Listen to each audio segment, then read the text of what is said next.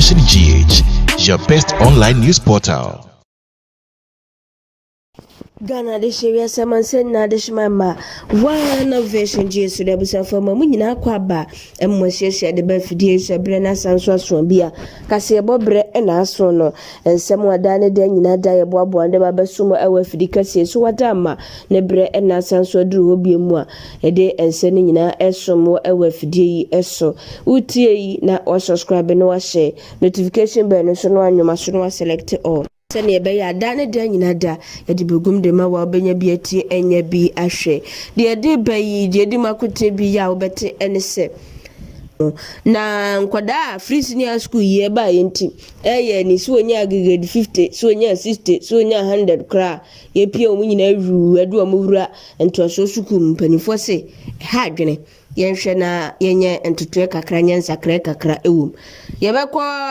adwoso kurase na wonso omanhene de nani bra kwa kugu amanofo no so se de omo ye no omunya steady ne kafro ombe ba ha me ahwe yebekọ alaba na honso adwadifo atiem wo mo ya asapon ene sei abusua wei ene ensuyiri wonsem bi ene sabre yensaka abrem ya je adwa ye de esom ewa fidie yi so wada ma wutie na wa subscribe na wa share notification bell no so no anuma so no select wo se ne be ya da ne da nyina da yensa soso a obenya bi atie nya bi ahwe ne pepepe Maksha Estate and Advertising Agency baduma boa wo adu akagiremu ama watumi enya asase pa a chese nsuo bi antata so onkotena frum sabi onya abo akotonya wakwa akotena ba bia nsuo twotwo bibi ntia wa wato awi a wanu ho ewo baabi fofora wantie no wankaso nso do nsa ahye onum nti wo a wonya kwanya wutie a wo pe asase pa ato no bo modina na namba ye gu screen so ne Maksha eni nkomo o asase bi ewo shahese bi ewo fienya ebi wo prampram Ghana manso ka bi wo prampram City Estate Hotel ebi ewo Apollonia dodowa bo modina na ne Maksha eni nkomo na adepade otwa ne wato no baabi papa nso preko DC poku konkonko bono champion na busia yemfrase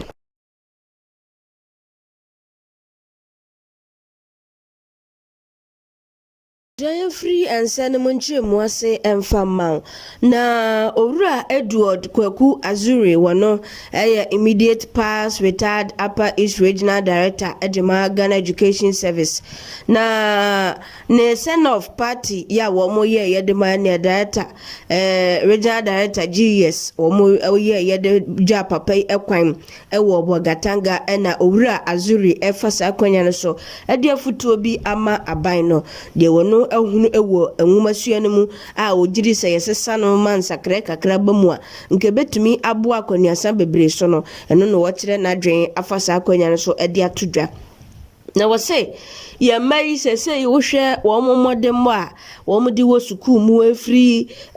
junior high school bewura entoso school no ma utimu se ewo fom pa anyese teacher fo na enyere wo ho enkyerade na mom enkwada no abotrimu pobi ade atu ntim ade ba be ha sisia ma nwumasua no saade a wono anugusu a woke aha kese paye national policies bi aban ede aba woka akwa wie free senior high school no sese wo bia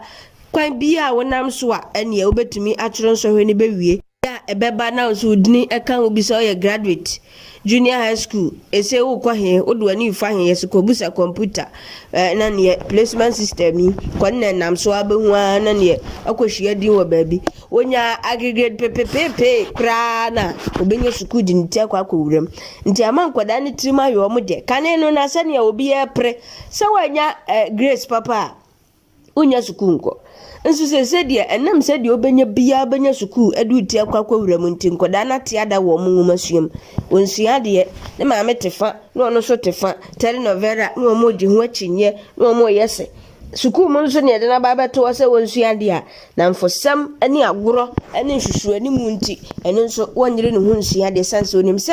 obre bebrebe kura na ɛyɛ so obenya ntoaso suku akɔ ntoaso suku no nso so ɛda sɛboa wo wie junior high school ya obenya bi akɔ ntie no de on ha no ho bi ankɔ akiri saa ɛna junior high school yi nso so omo ani teacher fo nsɛm wɔ sukum te sɛ boarding house no ɛna dɔso bebre na frifie ɛna omo kɔ senior high school yi na dodo na ɛne omo de da sukum omo hye teacher fo nsa na de no ɛyɛ foundation ubo ho abro wɔ ha ne wantumi anyere ho ansua de me na ntiwa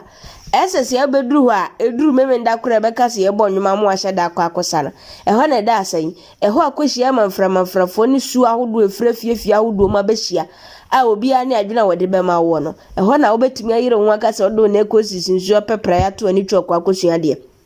etiu de wo ya dada na nu na da so gina wo nti be ma de sua esua aye wode ne be woni ha nti papa yi etire mu se sania saa national policies binumu a abeba ama enwumasua sema ye something hobrede we no wo se yehwe na senior high school no sa ansa na obi betumi awura mu bi no wo se ye nsatraye ye review hihye bebre ya bande agu apono so ewom sa se obi a nanka obi wo a wonimade pa na no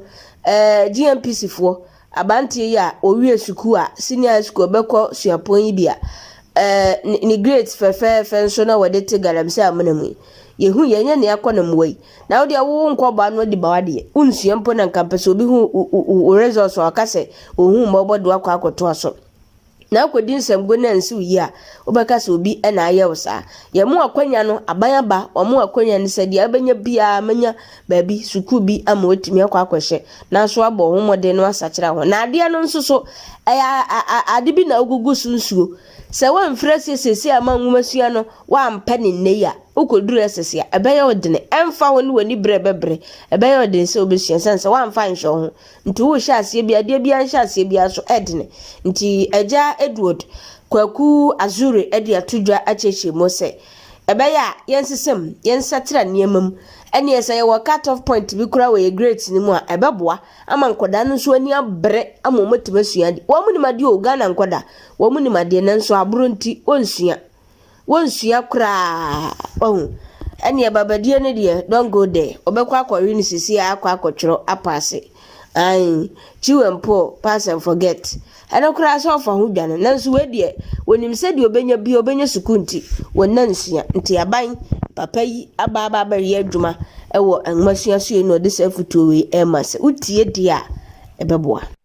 abusua ma yento so na yentinsi ensem foforo mu na oman no wo krase ye no ewo adweso minister no wasantema mu eye nana edu buahen sabra meka se wose nani abreko pa na ni abri nyina eye amanyofo so amanyofo ne tekrematasi wo madada wo ne manfo ache wo mumfi no ene eye ni kampesa abato ebre ye duru ho ene wo na ase hare wo beba nanim sesesese na ne ebedwu nsam nhira ene ebeye dan ne ebetu ago anfi ho obetu ani na amanyofo na kores gugu omkom wo mafade apake wo mkase esi ho omo base ya eni gina obehu anu omoko bo hye nso de omo ye good wo ho baba hyehye bona yebeye onyanya wi a wetere sam wona kro no tido tumi na begini nsa wi du ope na obeye de akere wo ngina na sese de brebra mama ne amba etonkonkwa twere ba bi atwere mo sebo nso enkonkoda na menam nya de se obema kwa mama loni bia bewura ne kro num aba ya amanyosem tekrematasi abeka atrosem ene gontompo ende tiapa kema no kura na mfoma nso ye woni nti obi e ka tro kura wonsuro no ane se wo mo ba na o ma ba be defe wo mo abeka de ye wo mo de wo mo ja hotipa na wo mo ko aya ne se wo panyintie bia wo mo de wo mani betumpo nso ho nana wo mo emfa na sem nya asem de wo mbekọ na nim akwa no no so na de soro de beto so no wo mo muwa omo de etumi omo pre no nko anu omo ni di akire so ombenya nti se de na se de hia nko akwadwane ono a tututu na namo ama watumi asi agina ama ekwan titiriwo a wo pre sa ama nafu ebetumi aba ye ede ama no ekwan a elinke firi wo mo ho ekọ kwaso ene ne mpotemu no ene na nani abrese nko betumi aba ye de ama no ne manfo akwani abadie no etumi aye smoothie ne so na edubu ahese ama nafu yi wa abo ma abo wo mfi na bremu onu ankasa ate agina wo tu anamo a wo ye na de no wo awudim na onim na odoka ana moto ana sakre ana de dom bi bedu anim na beka se me kɔ akakopie mu ewo kwaso na me ne na akakodi nkomode ene no baba beto ono na adubu ahe so ono so wote wa wo twen wo baba betu tue wa ne ma so afoforo no oni ate bebreba ka huni sa ponchi jira beka akoma no good morning se wo mpam wa na wono de ne de to ne na mpam wa na wono no wo pe bibia free ne nche de na ne ho hare seta na de amerika akwaje de a ene ne wo beka akwaje biu ame ya hwe na se be ma kwapa mi owura kru no mu a etoje wa Absia one vision Jesus ne bomodna subscribe na share no foforo nsanka bi no mo hwe bi nsam no a ene eguso a yede eden da wa fidikase yi eso no ma yento so ne fa nkopie mu ewo ensem foforo mu Absia ma yemfa nkopie mu ewo alata ya manim na wo mu dwa kase ba ko sabre me kase me ya hodo bi a ene ye mamu hakra ewa ha womo ankasa de womo pe akwakwatatra me ya yanka nche wo se womo ntra ho no edu ba bia na ne mako adwa womo ni na Araba International Market wo ojo Lagos State Montreal no sabre o manfo bebre nsa egu womo ti ya dwiri womo dan ato agu me ya manfo abo won sese a womo nim se ho de womo ka ho a na womo ye adwuma no mpanifo se womo eba ba ye adwuma de kase bi pa wo mpotem ho no ama aka wo manfo pa enya semketoa omanfo bebre na biaya na womo ensetimi ko woma no yomutimi tonto omo niema kakra mo mo setimi ko ma no nei ya pam womo nyina firi wono madwiri womo niema nyina atogu na adwadifo no ese womo ho akire womo pa sa demolition exercise we no eti womo gina mfimfi sese ni womo buso womo se ehin na memfafa o nyamie ato wonne se so wonko benkum so wonko nifa ohun ba bi pa wonfo wonani emfa sanse enei baby a wote dada na ebubu no hefa biem na wo kwa patra na bede kura na o customers nso se ehwo so ankwanko be kuruma bi kura na wansan so enye wo mo back biem mo makwa kodi ni pa foforo ensem nti we de amane na ato manfo na empanifo mo hwe ye di dwuman enso ekiremu a omo dika ebo adwadifo no amane how ne amane adwadifo ni kiremu a wo mo ekomuo ene wo mo se ne pensi de wo mo nam bi mo papa frustration wo mo kobi wo mo tete wo mo papa wo mo so mo bo wo amane na bi wo hono mo a wo na amane o wo mo na amane o woni ba bi amprepre wo tu akọ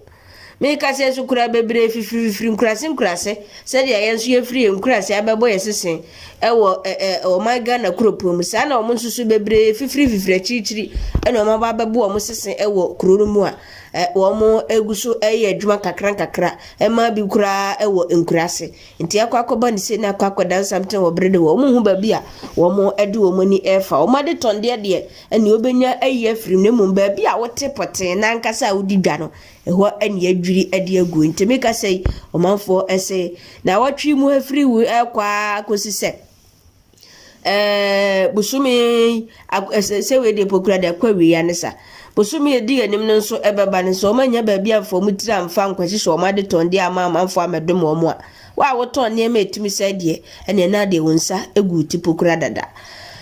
abusua awre honso ebia na ni semu nso papa so pa nwoma so mpanimfo ne so omo pense ne mo mpese ye ni yie na etimi eboa yanko better estate honso alatamani mu Ondo state na yenkonko primu ewo hono mu na owura bia ye frɛ no Glory Jato wo ware enche ye kura na manyi akwa adwuma eba wakwa adwuma ba wonim sesenia ensu yiri ama no hom ne so sesi anya asem ketoi ensuo atumi ayiri ama meka se papai ebi aka no ba bia onam a wo ba fi no ensuo na be kukuru papa na de ne ko I for yiri tifie nim se ne kuru nam kwa so apon adwuma enche wo ba fie tifie so wahwe ne mu ahwahwahwa be ma ifa wo ma eni se ye boda wuro se papa yi ato ayanom ewo ense do wono so de ensuo no esusu de ne kwa chirichiri nti sabre de wo matumi ehunu ba bi nso so ofiri ehunu sabre na yire nso asanso aka ho nti no wo makwa akobo abusua amane posifo aba befa emu no edekọ se wo mo ekwa akohwa nsa na wo madane ede ama abusua nti de ho nso de etumi aba betomu no enye de nso benden abasa wo se ebe kenkan manya biti Awusien na sansem so na yemfa kasebo no ensi utie ye ewo one version GH so ba mo na subscribe na share na foforo nsanka bi no mo hwe bi yesi na atufuru mokropo twedi ampoba se yi adom na yesre no nsem mmoa ene maame Esther Sapon yesre awrade na se onfie nkonsa mfie meduru fie asumdwem ye ka mutra pre mutra lolo kwaso nante ba sekre so etene kwa mutware ne nyina da awrade na hu ye mobo na ne ha no ntoye so mfie nkonsa mfie meduru da ne da nyina da abusua ebremu de no edisi ha na yasanso akwa nante etire ne epe fofrada ade aba bedum se ne da ne da nyina da ye ne pepepe disi poku kongonko bono champion na busia edi wasi